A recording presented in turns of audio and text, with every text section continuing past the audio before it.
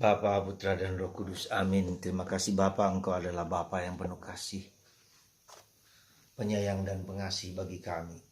Engkau tidak hanya mengasihi kami apa adanya, tapi menyayangi kami, memberi yang terbaik bagi kami. Terpujilah namamu kini dan sepanjang segala masa. Amin. Saudara, setiap kali saya membaca kisah tentang anak yang hilang, selalu ada yang baru, selalu ada yang mengharukan, ada sesuatu yang mendalam. Semakin mendalam kita, semakin mengerti bahwa adalah Bapa mengampuni segala dosa, mengasihi ya, dan menyayangi. Dia mengasihi kita bukan karena kita pintar, bukan karena kita hebat, bukan karena kita kaya, bukan karena kita ganteng, bukan karena apa. Hanya mengasihi dan mengasihi tanpa syarat, tanpa alasan.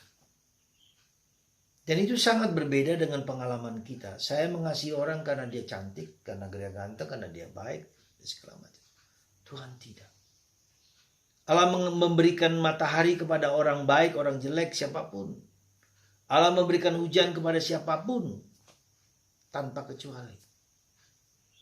Dan pengalaman Allah yang begitu luar biasa itu diungkapkan dengan kisah seorang bapa yang menerima anaknya yang kurang ajar apa adanya, bahkan dipestakan, bahkan diberi cincin, bahkan diberi mantel, bahkan diberi sepatu, bahkan dipestakan dengan makanan yang terbaik, anak lembut tambun.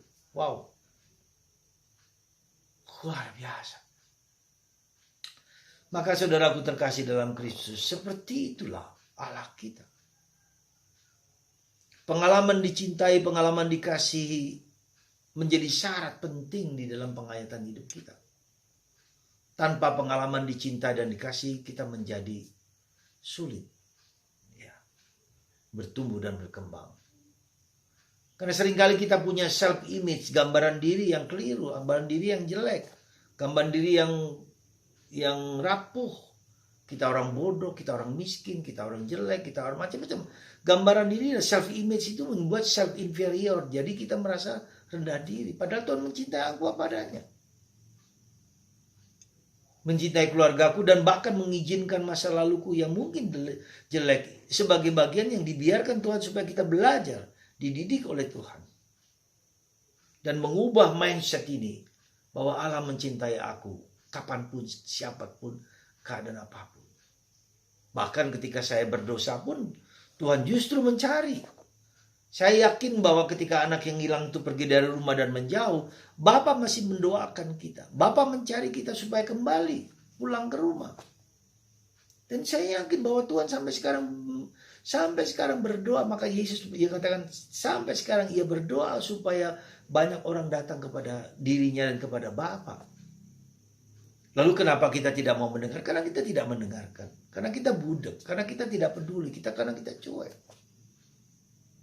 Tangan-tangan Tuhan yang bekerja lewat banyak orang, lewat situasi, segala macam. Itu adalah cara Tuhan untuk kembali. Dan bahkan Tuhan akan mengubah dosa kita seperti arang menjadi seperti putih berkilau-kilauan. Dan itu Tuhan. Jadi kita diberi mindset pemikiran Allah yang begitu baik, itulah yang harus berada di kepala, di pikiran dan hati kita.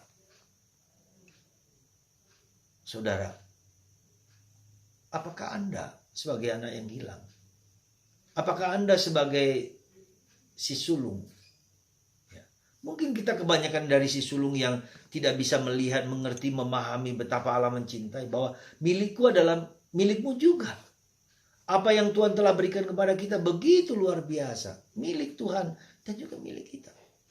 Kita tidak merasa bahwa Tuhan memberikan yang terbaik untuk kita. Kita tidak bersyukur. Maka mari saudaraku terkasih, kita mohon rahmat supaya kita mengalami betapa Tuhan itu menyayangi, mengasihi kita. Memberikan yang terbaik untuk kita. Mengalami, bukan hanya mengerti, mengalami, merasakan. Maka Tuhan adalah Allah penyayang dan pengasih. Allah yang care, Allah yang memberikan, tak akan pernah meninggalkan anak satu persatu. Ya. Tak akan ada, ketika kita minta roti tidak akan diberi kalajengking. Ketika kita minta telur tidak akan diberi ular. Coba lihat. Kata-kata yang apa namanya, yang luar biasa. Yang tak ada di dalam kitab apapun selain kitab suci. Dalam surat pertama dari bacaan pertama hari ini, Mika, adakah Allah yang maha penyayang pengasih seperti Allah Israel hamba itu? Tidak ada. Coba lihat sejarah bangsa-bangsa, agama lokal, ya, native religion. Itulah. Saya hanya bilang terima kasih Tuhan. Terima kasih. Kita memuji, memuliakan Tuhan. Mempersembahkan hidup kita kepada Tuhan yang begitu kasih tanpa batas. Ya, tanpa kondisi apapun. Saudara, mari kita memasuki hati Allah. Dan kita bersyukur bahwa kita dipilih Allah menjadi anaknya. Terima kasih Tuhan, terima kasih Yesus, terima kasih Bapa. Aku memuji dan memuliakan Dikau. Aku mau bersyukur atas kebaikan-Mu bagi kami tanpa batas. Tuhan memberkati Anda semua, menghibur, menguatkan, dan menyembuhkan Anda, Bapa, Putra, dan Roh Kudus. Amin.